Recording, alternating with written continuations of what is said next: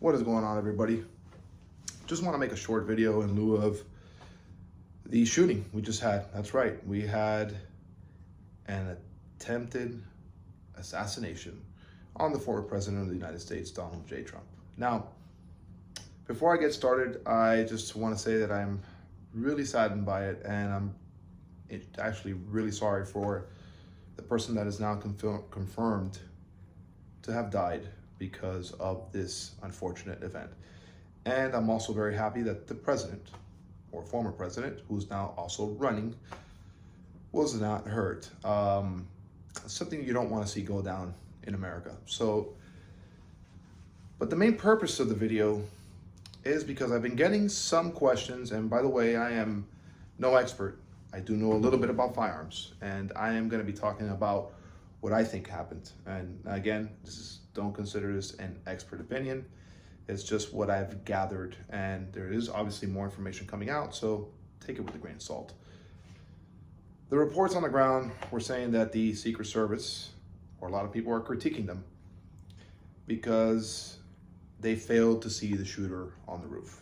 Now, that is in part, I believe, true. Again, I'm sure that more information is going to be made available as to why they did not see him sooner. They only saw him once he began to fire, right? But from what I've gathered and seen from reports, people who were actually there on the ground, and some of the interviews that have been made available, that it appears that he was on a rooftop, and the rooftop, if you've seen it, I'm sure it's out there, you'll find it, is at a slight angle. Now, he was observed climbing there and approaching that area where he's gonna essentially peek over and make the shot into the rally. Now, his target was definitely the president. There's no doubt in my mind. The president was struck in the ear. And of course, whether news media outlets were saying that he fell and broke and hit his ear, or he fell off stage. No, he was shot at and clearly put his hand over and then went down and got out of harm's way. The Secret Service did a phenomenal job. Hats off. Now, back to the sniper team that's up on the roof. This guy's not in line of sight. From what I can see, he was concealed behind the apex of the roof. And even though, and this is the big part, right, where the people on the ground were saying, hey, that guy is up there crawling on the roof with a rifle. And they were trying to communicate this and pointing over to the Secret Service. Now, keep in mind, Secret Service is scanning this whole place. So more than likely they saw him. Now, again, that is not a fact. I am just speculating, but I believe that if there's a lot of movement and there's a lot of pointing, that the Secret Service, trained the way they are, might have seen this. I have family in law enforcement, and actually currently in law enforcement, some who are retired, and some who are actually snipers, and some friends who are currently snipers in a SWAT team right now. And I know these guys are just trained to scan, okay? What happened this is my opinion, he probably was concealed. They were pointing him out. They were getting unconfirmed reports, and they were scanning looking for this guy, and they couldn't find him until he hit that apex, found his target, and then started to shoot. Now, why do I think it was an AR-15? This one, or let's just say a semi-automatic rifle, because AR-15 is often villainized. It could have been any other semi-automatic, just like this, AK-105 back here.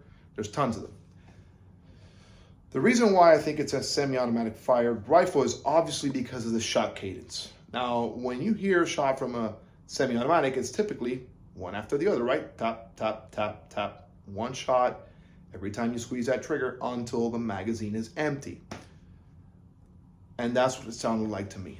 More likely, it looks like he was 200 to 300 yards away, which is about the effective range of a AR-15 or any, even this AK-105, in this short variant. Now, I want to say that this is a Mark 18, and this is a 105. They're 10.3 and 12.5-inch barrels. There are variants that have longer barrels, which I believe he was shooting. I also believe that he was shooting suppressed because the shots sound kind of muffled.